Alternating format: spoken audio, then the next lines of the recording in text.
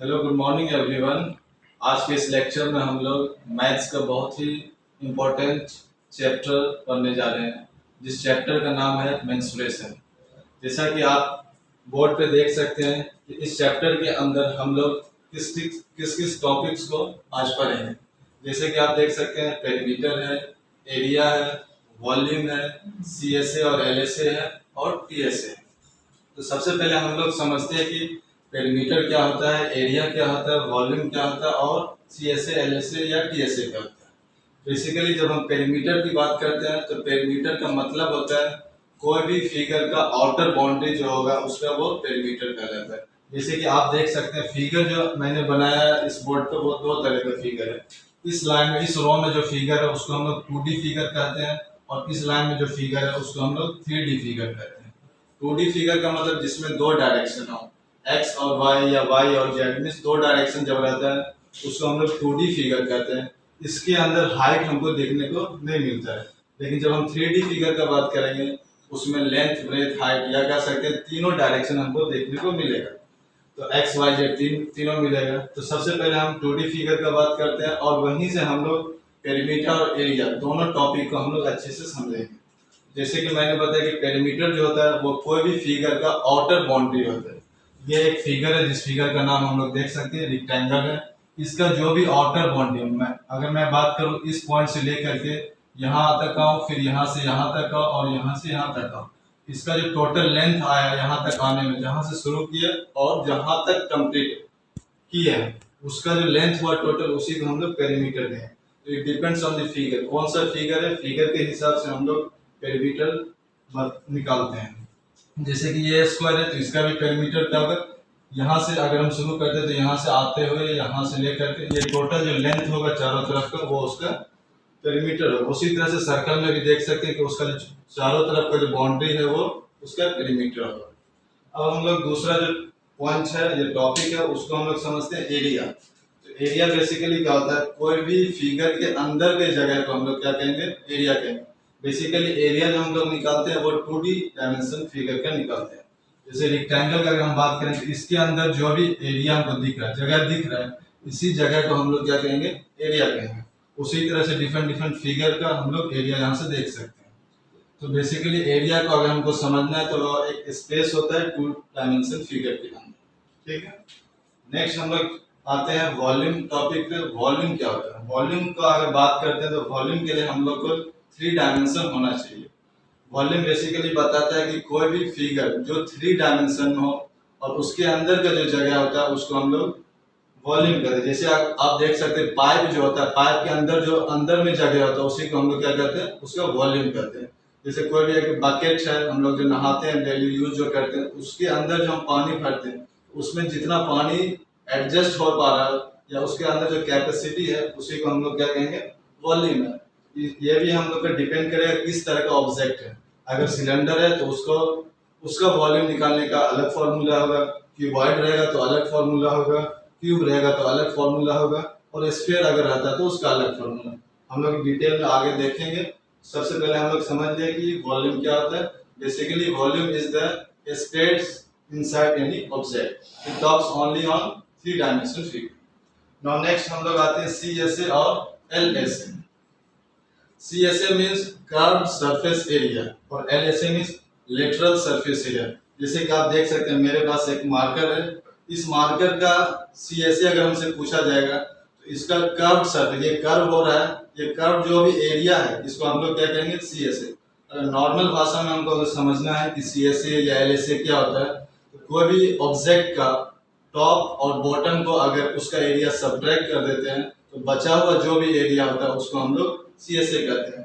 जब cylinder type में रहता है तो हमको CSA LSA दोनों से जाना जाता है। तो एक चीज हम लोग ध्यान रखें कि अगर ऑब्जेक्ट क्यूबॉइड है या क्यूब है, उसका सिर्फ टॉप और बॉटम को हम सब्ट्रैक्ट कर देंगे टोटल एरिया में तो वो क्या हो जाएगा, उसका CSA हो जाएगा। तो डिपेंड कर, जैसे अगर हम बात करेंगे स्फीयर, तो स्फीयर का ना ही टॉप होता है ना ही बॉटम होता है। तो ये डिपेंड करेगा कि हमारा टॉप बॉटम है या नहीं। तो अब हम लोग बात करते हैं TSA। TSA का फुल फॉर्म होता है total surface area.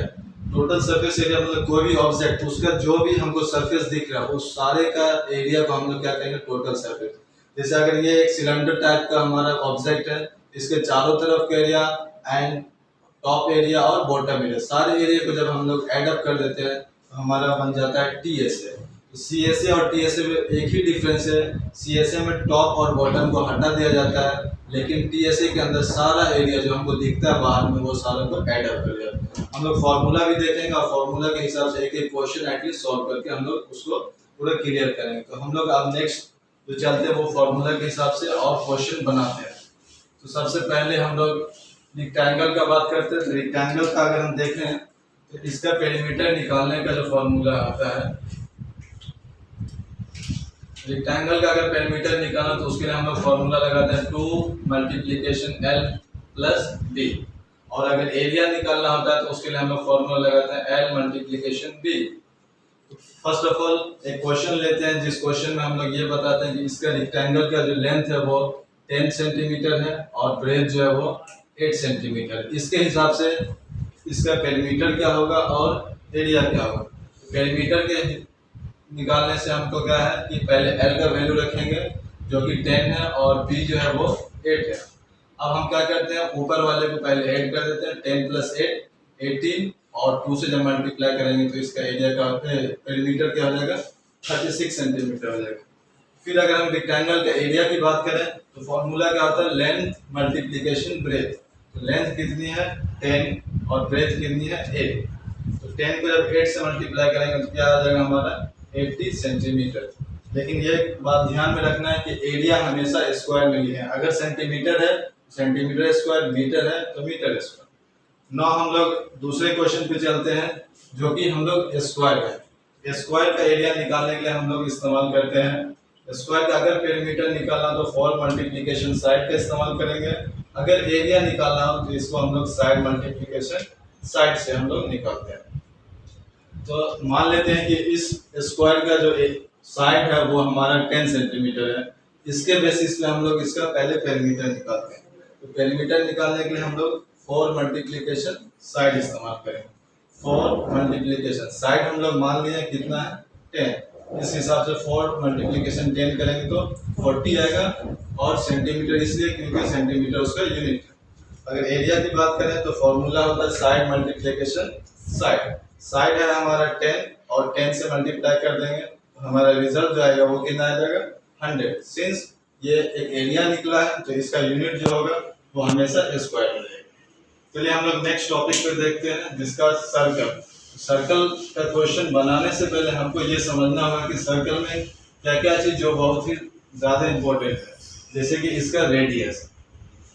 Actually circle में हम लोग पेरीमीटर नहीं कहते, सर्कल के अंदर हम उसको सर्कमफ्रेंस कहते हैं।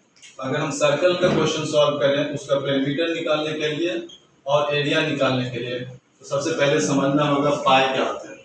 तो जनरली हम लोग पाई का वैल्यू जो डालते हैं वो 22/7 अनटिल और अनलेस अदर वैल्यू नहीं दिया हो। तो मैं सबसे पहले फॉर्मूला लिखता हूँ 2πr पेरीमीटर निकालने के लिए और एरिया निकालने के लिए πr²। तो मान लेता हूँ कि ये इस फिगर का जो रेडियस है वो 7 सेंटीमीटर है। तो बताइए इस फिगर का पेरीमीटर क्या होगा या सर्कमफ्रेंस क्या होगा। तो पेरीमीटर जो होगा वो हमारा 2 पाई का वैल्यू हमेशा हम लोग 22/7 रखेंगे और r के जगह पर जैसे कि क्वेश्चन में दिया हुआ r का वैल्यू जो वो 7 है तो हम लोग r के प्लेस पे 7 रखेंगे। 7 कट गया और 22 को जब 2 से आप मल्टीप्लाई करोगे 44 सेंटीमीटर। उसी तरह से हम लोग एरिया निकालेंगे। एरिया के लिए हम लोग फॉर्मूला यूज करते हैं πr²। तो पाई का वैल्यू कितना होता है 22/7। r² मतलब r को r से मल्टीप्लाई करना। तो r कितना है 7 और r से फिर मल्टीप्लाई करते हैं। आप देख सकते हैं 7 नीचे में 7 एक ऊपर में, तो ये दोनों आपस में कैंसिल हो गए। फिर क्या करेंगे 7 को 22 से मल्टीप्लाई करेंगे। तो जब 7 को 22 से मल्टीप्लाई करेंगे तो 7 2 जब 14, 7 2 जब 14 प्लस 1 15। सिंस ये एक एरिया है, एरिया के लिए हम लोग सेंटीमीटर स्क्वायर का इस्तेमाल। ठीक, 3 टॉपिक्स को कवर करेंगे, रेक्टेंगल, स्क्वायर और सर्कल। अब हम लोग नेक्स्ट टॉपिक पे आते हैं जिसको हम लोग सिलेंडर कहते हैं। तो सिलेंडर का हम लोग तीन चीज निकालेंगे, वॉल्यूम निकालेंगे, CSA निकालेंगे और TSA। जैसे कि हम लोग टॉपिक के शुरू में या वीडियो के शुरू में ही बता दिए कि वॉल्यूम क्या होता है, CSA क्या होता है, TSA। तो अभी हम सिर्फ क्वेश्चन के अंदर मैं यहाँ R का वैल्यू 7 ले लेता हूँ, H जो है इसका थोड़ी देर के लिए 14 सेंटीमीटर रख देता हूँ, और इसके हिसाब से पहले मैं वॉल्यूम निकाल के दिखाऊंगा आपको, फिर इसका CSA और TSA। तो वॉल्यूम निकालने के लिए इसका फॉर्मूला होता है पाई आर स्क्वायर एच। तो पाई आर स्क्वायर एच, जैसे कि अभी पहले के क्वेश्चन में पाई का वैल्यू रखे थे 22/7, तो वैसे यहाँ भी रखेंगे। आर स्क्वायर का मतलब आर को 2 बार मल्टीप्लाई करना, तो आर का वैल्यू 7 है, इसीलिए हम लोग 7 को 2 बार लेंगे। सिंस एच का वैल्यू 14 है, तो हम लोग यहाँ पे 14 पुट अप करेंगे, 7 को 7 से कैंसिल करेंगे। तो अब यहाँ पे हम लोग चेक करेंगे कितना आता है। तो 22 मल्टीप्लीकेशन 7 को जब 14 से मल्टीप्लाई करेंगे तो हमारा आएगा 98। अब हम लोग क्या करेंगे, इसको सॉल्व आउट करके हम लोग आंसर निकाल सकते हैं। तो जो भी, जैसे कि अगर हम इसका मल्टीप्लीकेशन करते हैं, जो इसका आंसर आएगा वो हमारा क्या हो जाएगा, वॉल्यूम आएगा। एक चीज ध्यान में रखना हमको है कि एरिया के लिए जैसे हम लोग यूनिट हमेशा स्क्वायर रखते हैं, उसी तरह से वॉल्यूम निकालने के लिए हमेशा क्यूब रखेंगे, क्योंकि उसमें 3 डायमेंशन होता है, पेरीमीटर में सिंगल होता है और एरिया में डबल होता है। अब हम लोग बात करते हैं इसका CSA क्या होगा। CSA का मतलब क्या होता है, इसके चारों तरफ का एरिया क्या होगा।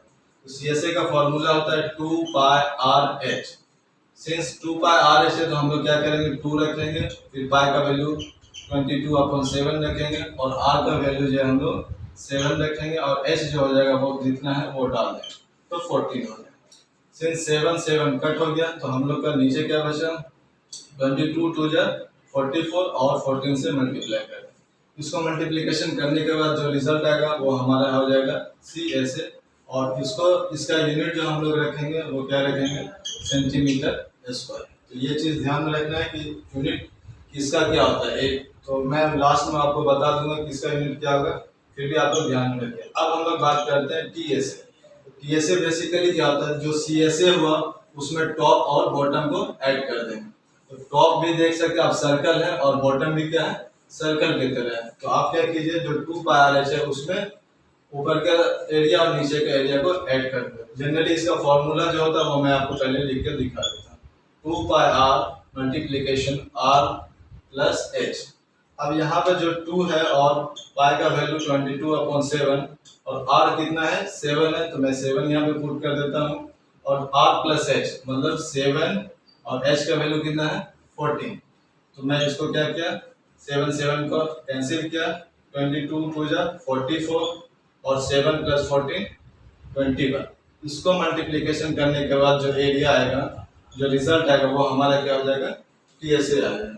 ठीक है, अब हम लोग चलते हैं नेक्स्ट टॉपिक जिसका नाम है क्यूबॉइड। उसी तरह से मैं जैसे कि सिलेंडर का वॉल्यूम निकाला, CSA निकाला, TSA, उसी तरह से इसका। तो मैं सबसे पहले इसको मान लेता हूँ कि L जो है इसका 12 है, B जो है वो 10 है, और H जो है वो 8 है। मतलब लेंथ 12 सेंटीमीटर है, ब्रेथ 10 सेंटीमीटर और हाइट जो है वो 8 सेंटीमीटर है। तो सबसे पहले क्यूबॉइड का मैं वॉल्यूम निकालना चाहूँगा।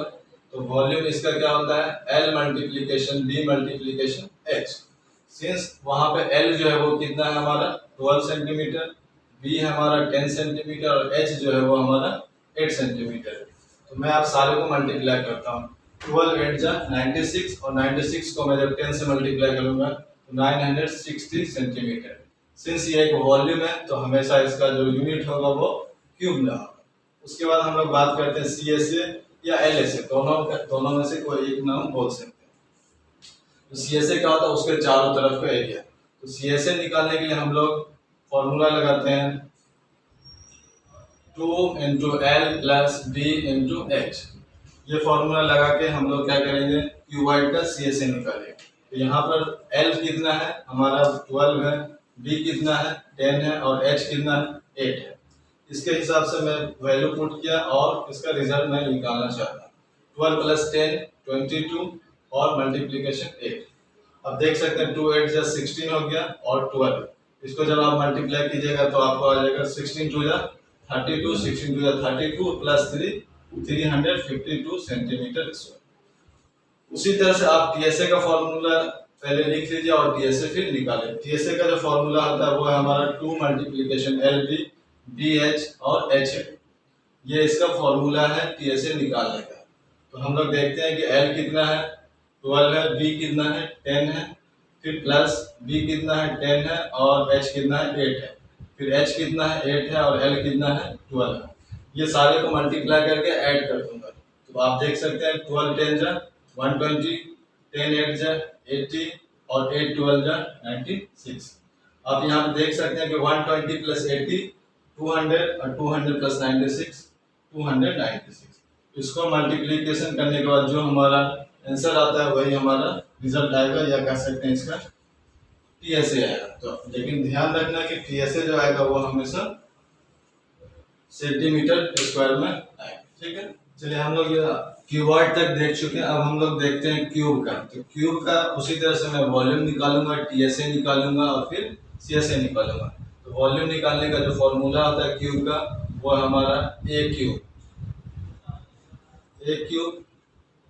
तो ए कितना है हमारा 12 है। पहले एल का वैल्यू डाल देते हैं, जैसे कि मैं यहाँ पे 10 डाल दिया। तो ये क्या हो जाएगा हमारा 10 का क्यूब। और क्यूब जब भी रहता है इसका मतलब क्या होता है 10 को 3 बार मल्टीप्लाई करना, मतलब कि जो नंबर उसको 3 टाइम्स मल्टीप्लीकेशन देना। तो 10 को जब 10 से करेंगे तो 100, और 100 को जब 10 से करेंगे तो हमारा 1000 रहेगा। सिंस ये वॉल्यूम निकला है तो इसका यूनिट जो रखेंगे हम लोग क्यूब में रखेंगे। अगर सेंटीमीटर है तो सेंटीमीटर क्यूब, और अगर दूसरे यूनिट है तो उसका क्यूब लेकर रखना।